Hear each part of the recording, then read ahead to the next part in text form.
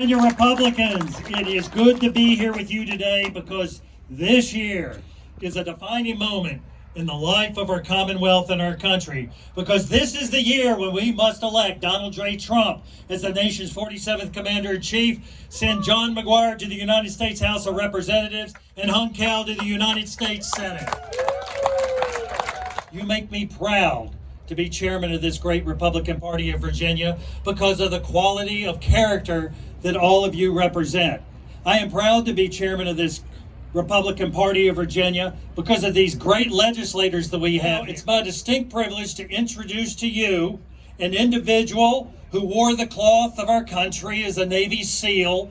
He is a former member of the Virginia House of Delegates, a current member of the Senate of Virginia, my friend and your next representative to the 5th Congressional District, the Honorable John McGuire. Sign. It says life, liberty, and happiness. And those are our God-given rights enshrined in the Constitution. And it's very important that we have a unity meeting across this district and across this Commonwealth and across our country, because our life, liberty, and pursuit of happiness are under threat. Our children have less freedom today than we had growing up. Now, I will tell you this, I don't want to talk about it anymore, but I just went through a heated primary. The only thing I want to say is, if you voted for me, I love you.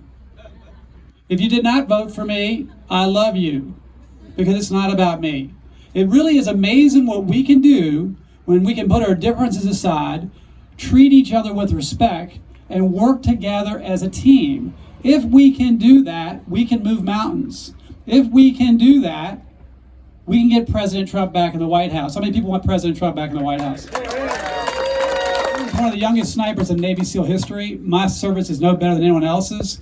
But I became a sniper instructor, and at that distance, if you hit me with a baseball bat, I would not have missed that shot. The reason, look, everybody look up. God is why Trump is still with us, and we have got to get him back in there. I'm praying for his safety.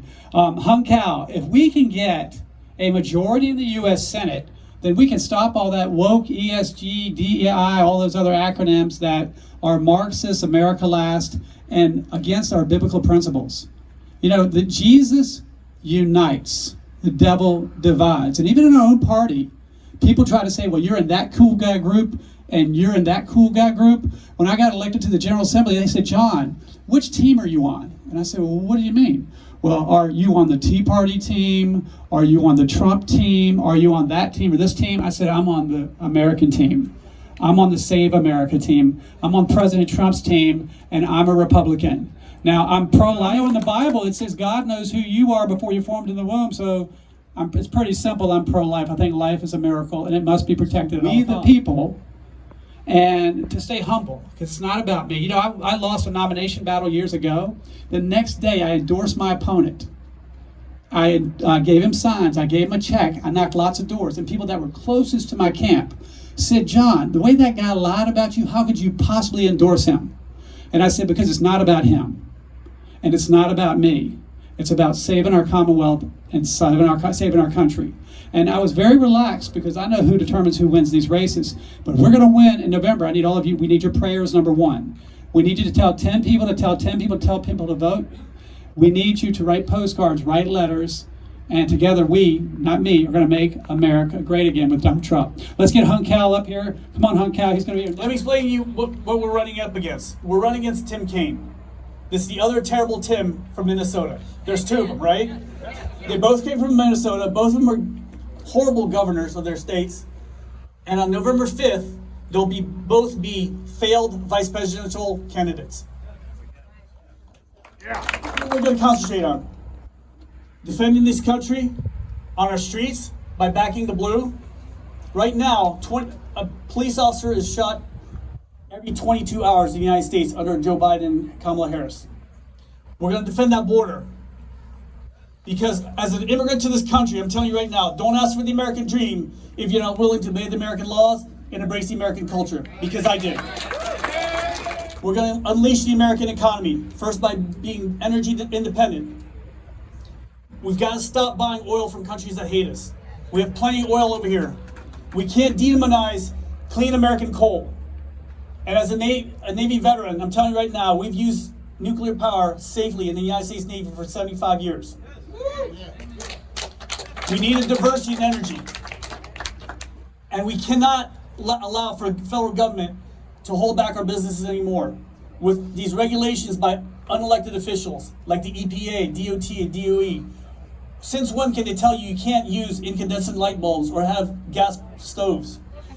Nobody voted for these guys. We voted for Governor Glenn Youngkin. And that's my job in the US Senate, is to not push things to the top, but push them back down to the states.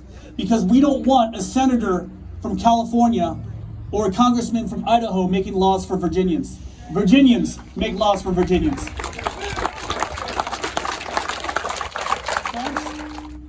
Economy and innovation.